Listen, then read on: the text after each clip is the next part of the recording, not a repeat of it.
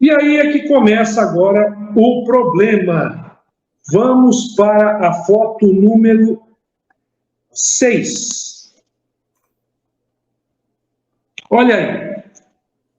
Vocês viram inicialmente que a gente tinha um epitélio perfeito, colorido, bonito, né, com vários micro-organismos positivos.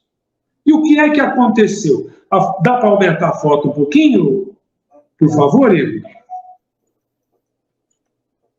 Olha aí, ó. Olha a mordida que ele tomou. E que mordida foi essa? Isso é chamado de ulceração entérica ou enterogápio, né? Então, o que aconteceu aí? Alguém mordeu esse negócio aí.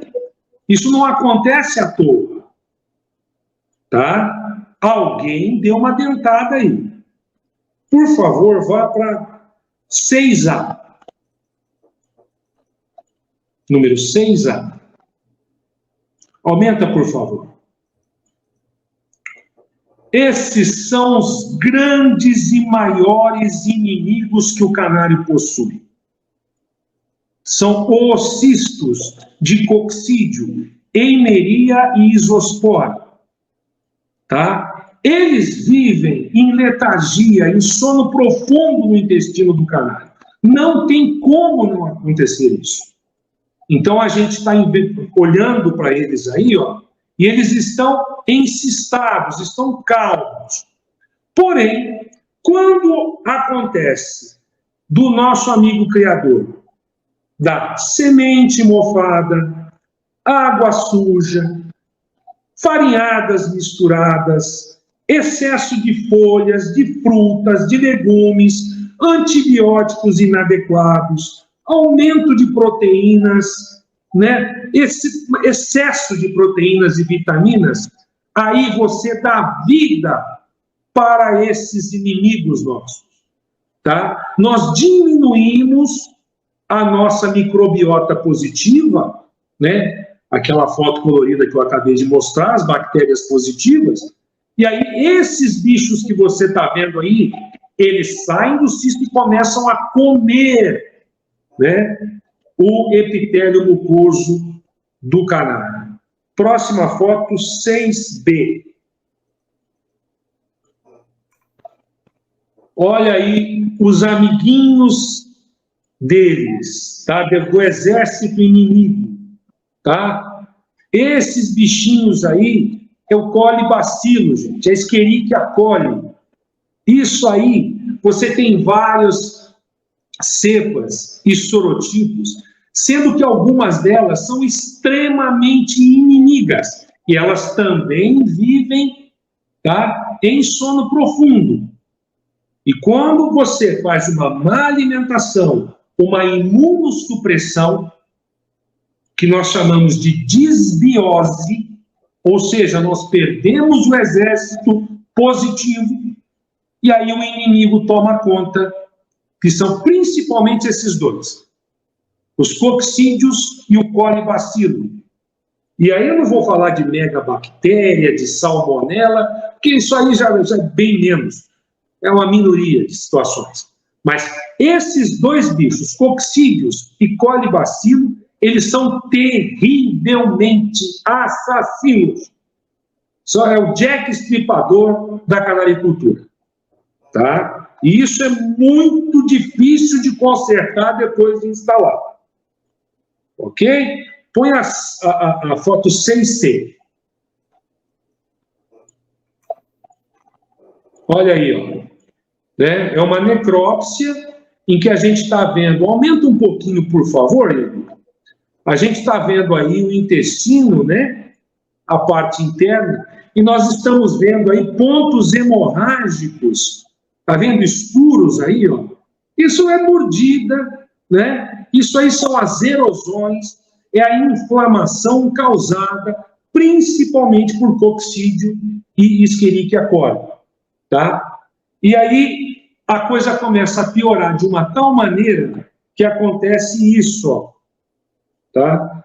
Coloca, por favor, a foto 7.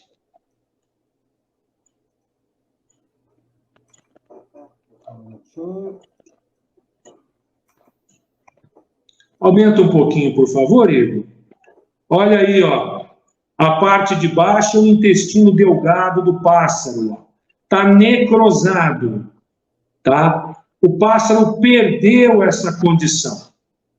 Então, infelizmente, ele foi a óbito por necrose entérica, tá? Causado, infelizmente, por um fenômeno disbiótico, por esse desbalanço entre as bactérias positivas e os micro-organismos negativos, principalmente bactérias do gênero Colibacillus e também os coccídeos, tá? Mormente os coccídeos, tá?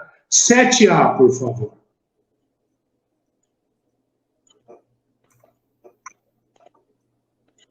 Comenta para a gente. Esse é um pássaro cuja barriga foi soprada.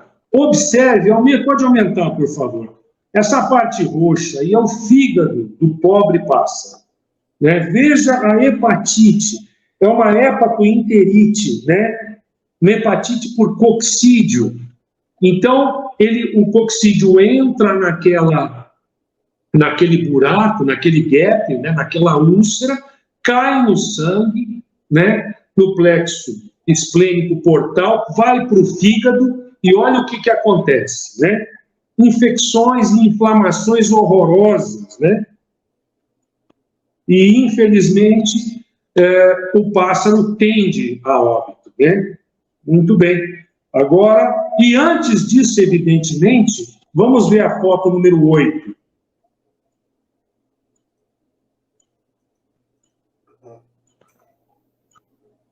Olha aí, aumenta um pouquinho para a gente. Quando o pássaro está nos seus primeiros sinais de enterite, de disbiose, ele começa a apresentar diarreia. E você vê aí que nós temos, né, material mal digerido, pus e muito muco. Próximo, por favor, número 9.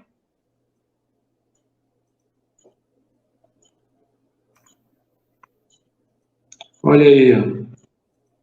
E quando chega nesse ponto, gente, o óbito é garantido, tá? Nós já temos aí, ó, a diarreia sanguinolenta. Né? Nós estamos vendo aí, infelizmente, né, o produto de sangue nas fezes, e aí a situação já está muito complicada. Número 10. Aumenta um pouquinho, por favor. Isso, para quem não sabe, quando soprado, é muito difícil quem não conheça, né? O peito seco. Olha aí a quilha, né? Certo? Próximo, por favor, número 10, número 11, por favor.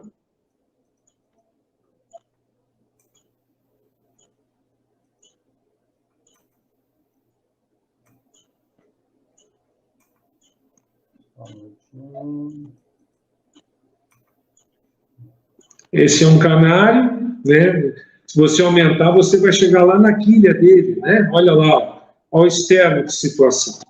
E é importante que o criador entenda o seguinte: peito seco não é uma doença em si, mas uma manifestação, um sintoma, um sinal de que a coisa realmente está muito difícil para o pássaro.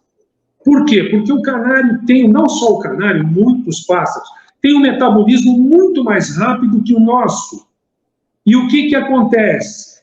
Quando ele entra em febre, começa a inflamação, toda a catarata, vamos dizer assim, inflamatória, o que acontece? Ele começa a sugar todo o elemento que nós chamamos de catabas de consumo calórico. Ele começa a perder massa magra, perder músculos, porque o organismo precisa de energia.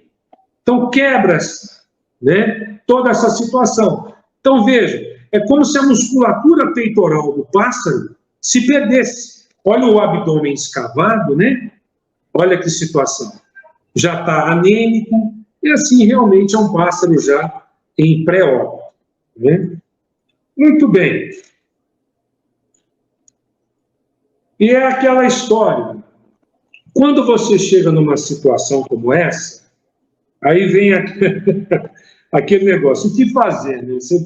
Aí você começa a querer dar 300 coisas para o seu bicho, Aí você vai entrar com toltrazuril, você vai entrar com clopidol, com amprólio, você vai tacar sulfa, cloranfenicol, enrofloxacin, e eu falo porque eu fiz tudo isso, né? Porque a gente tinha uma visão extremamente alopática, extremamente analítica. Então você começa a entender que se eu lascar muito antibiótico no meu pássaro, ele vai se livrar de tudo isso. E isso é um erro. Isso é muito errado. Tá? Porque nós começamos a entender realmente de saúde como a gente entende síntese. E não apenas análise. Então, a soma das partes é muito maior que o todo em si. Então, a gente começa a entender, né? Foto número 12, por favor.